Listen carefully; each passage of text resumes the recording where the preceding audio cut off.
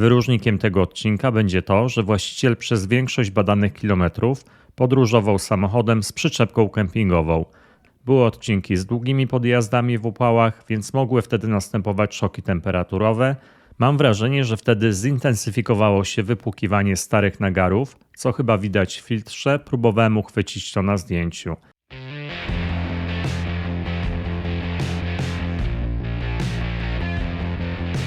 Witajcie w kolejnym odcinku na kanale R2D.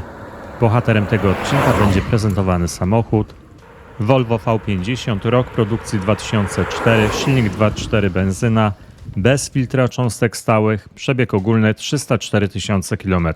Cel główny odcinka to sprawdzenie, w jakiej kondycji jest olej, który pracował w tym samochodzie. Wyróżnikiem tego odcinka będzie to, że właściciel przez większość badanych kilometrów podróżował samochodem z przyczepką kempingową. Dlatego sprawdzimy, jak olej degraduje w warunkach podwyższonego obciążenia samochodu. Inicjatorem tego eksperymentu jest Dariusz.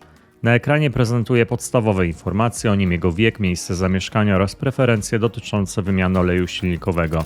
Dariusz skierował do laboratorium R2D taką oto przesyłkę. W środku znajdują się 3 próbki. Próbka numer 1 to olej nowy, otwarty 12 miesięcy przed wysyłką do laboratorium. Próbka numer 2 to również olej nowy, ale pobrany z opakowania bezpośrednio po jego otwarciu. Pomysł Dariusza jest taki, żeby porównać te dwie próbki ze sobą i sprawdzić ewentualne różnice. Próbka numer 3 to olej przepracowany, część informacji na etykiecie, a reszta w szczegółach za chwilę. Do samochodu zalany został olej Galf Formuła PCX w klasie lepkościowej 5W30, klasy jakościowe oraz aprobaty. Wpisujemy do tabeli zbiorczej, nie był stosowany żaden dodatek. Jeśli chodzi o książkę serwisową i część powiązaną z olejem silnikowym, to wygląda to następująco.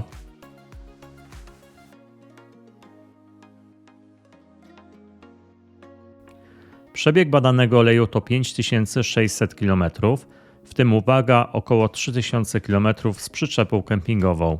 20% eksploatacji to miasto, 80% trasa. Dominują odcinki z przedziału 15 do 30 km. Olej eksploatowany przez blisko 2 lata, zastosowano 1 litr oleju na dolewkę. Nie była robiona żadna płukanka silnika. Dodatkowo Dariusz napisał w ten sposób. Próbki oleju nowego 1 i 2 zlewane były po wstrząśnięciu baniek. Załączam fotki opakowań z datami produkcji danych partii.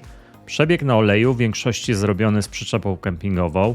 Przyczepa DMC 1200 kg i czasem taka właśnie masa mogła być holowana.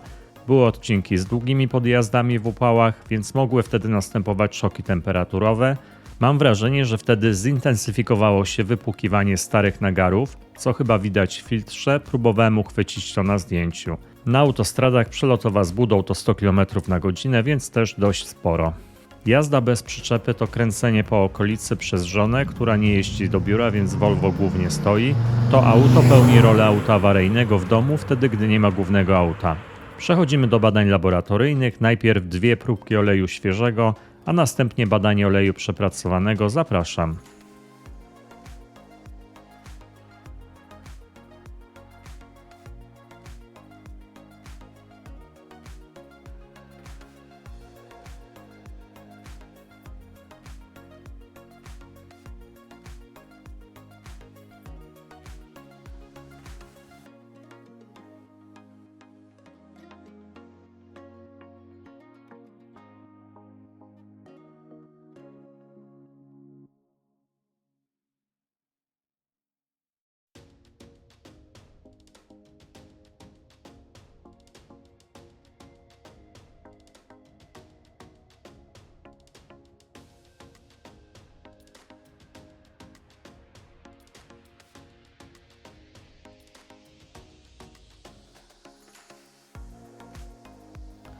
Lepkość dla oleju nowego, próbka numer 1 jest następująca. 56,7 mm2 przez sekundę w temperaturze 40 stopni Celsjusza oraz 10,2 mm2 przez sekundę w temperaturze 100 stopni Celsjusza.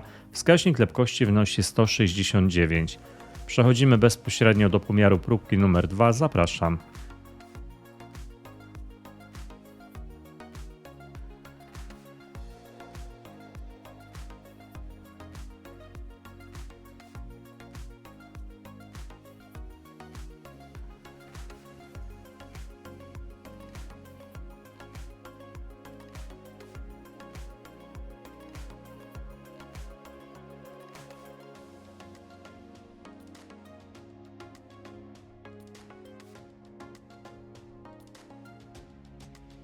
Lepkość dla oleju nowego, próbka numer 2 jest następująca: 56,2 mm2 przez sekundę w temperaturze 40 stopni Celsjusza oraz 10,3 mm2 przez sekundę w temperaturze 100 stopni.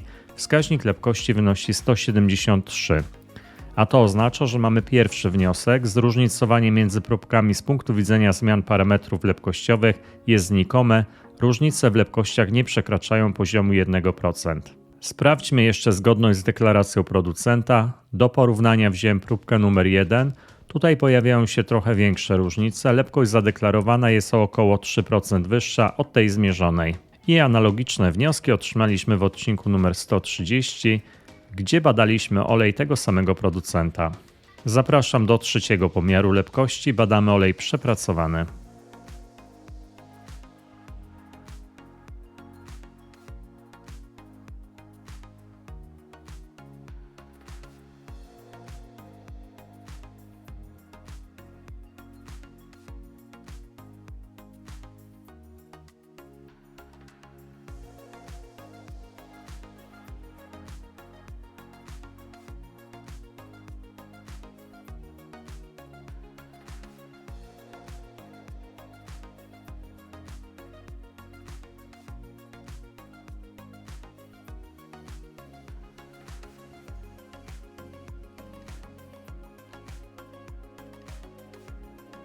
Lepkość dla oleju przepracowanego jest następująca: 56,6 mm2 przez sekundę w temperaturze 40 stopni Celsjusza oraz 10,3 mm2 przez sekundę w temperaturze 100 stopni Celsjusza.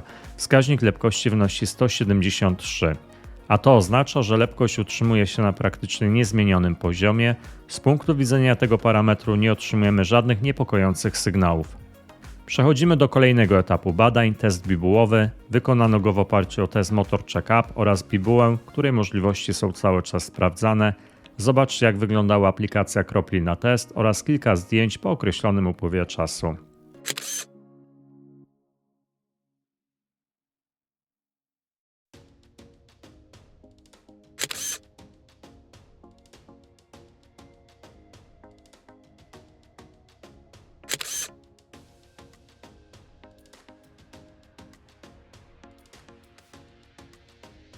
Oglądamy plamę z różnych perspektyw oraz przy wykorzystaniu dodatkowego podświetlenia. Analiza plamy oleju w oparciu o przeprowadzone testy wykazała kiepski stan oleju, sporo zanieczyszczeń, ogólna jakość oleju na poziomie 6 z 9-stopniowej skali. Dodatkowo pojawiają się sygnały obecności wody w badanej próbce. Na drugiej bibule jest to również dość wyraźnie zaznaczone.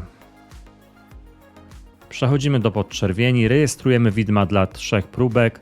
Przyglądamy się otrzymanym wynikom, generujemy widmo różnicowe, żeby sprawdzić, w których obszarach oleje różnią się między sobą. W pierwszej kolejności pojawia się kwestia zróżnicowania próbek oleju nowego, oznaczone odpowiednio numer 1 oraz numer 2. Tutaj otrzymaliśmy wysoką zgodność w badaniu podobieństwa między tymi próbkami, natomiast w obszarze zanieczyszczeń próbka otwarta 12 miesięcy przed wysyłką do laboratorium posiada na widmie dość wyraźną różnicę. W pozostałych miejscach otrzymujemy satysfakcjonującą zgodność. Szczególnie jest to widoczne, gdy zestawimy to widmo różnicowe dla olejów świeżych z tym, co pojawia się w trakcie eksploatacji. Zerknijcie i ocencie, jak wyglądają różnice. Jeśli mowa o oleju przepracowanym, to wyniki prezentują się podobnie kiepsko jak w teście bibułowym.